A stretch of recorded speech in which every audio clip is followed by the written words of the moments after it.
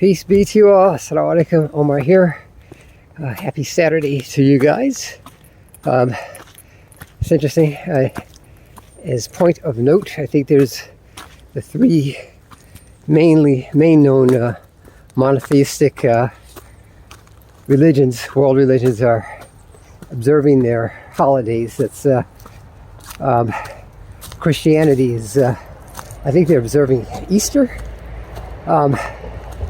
And there's a bunch of brightly colored eggs here in the woods. They're having an Easter egg hunt. So I'm trying to be careful not to step on the children's plastic eggs. I think Jews are having Passover, if I'm not mistaken. And then, of course, us Muslims are observing Ramadan. So our 30-day month of fasting, and we're halfway through. It's supposed to end on around about April 22nd. Lord willing, inshallah.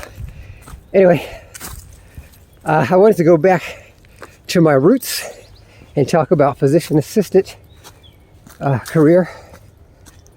Pardon the heavy breathing.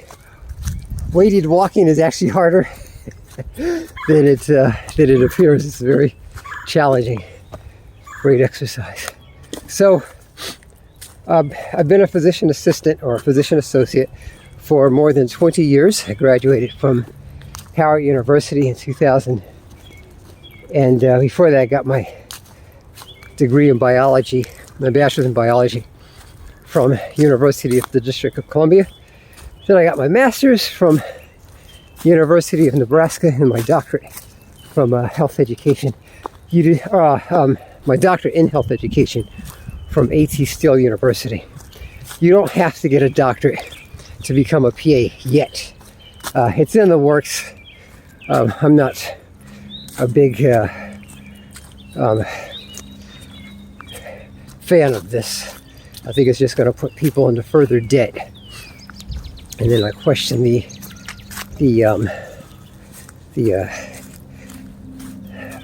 robustness of the doctorate.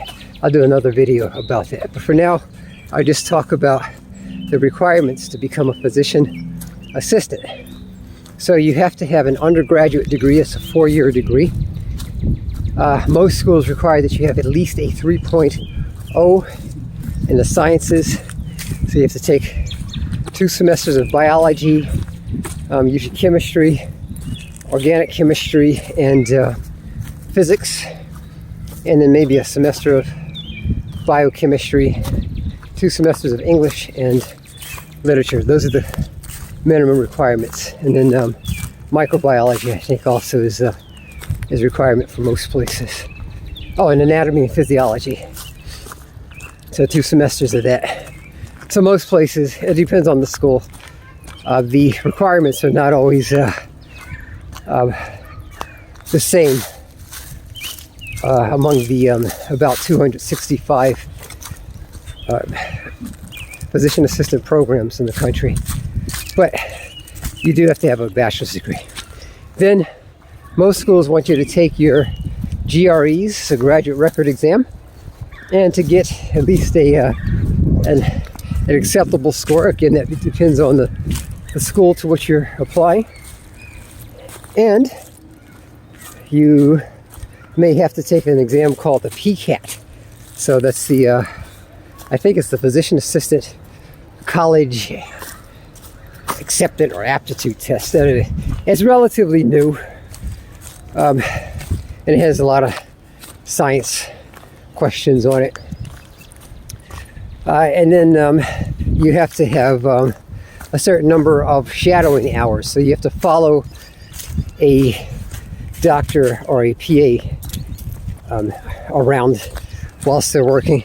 I don't think that's fair because not everybody has access to a physician assistant. There's only 165,000 of us licensed working physician assistants in the country. And of that number, there's not too many of us that work in facilities that allow pre-PA students to shadow.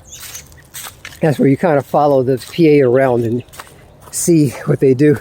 So a lot of pre-PA students are getting around that by doing something called medical scribing. So they'll follow a PA around in the ER or something like that. I have students shadowing me in the private practice where I work. And then you need direct patient contact hours. I'll do another video on this because that's not the same thing as shadowing. And you have to, depending on the school, again, the school to which you apply. So, I'll make a video on that later, Lord willing, inshallah. And then you gotta apply through CASPA, C-A-S-P-A, and it opens up on April 27th. So you got to get your everything in, all your classes, and your hopefully you finished all of them.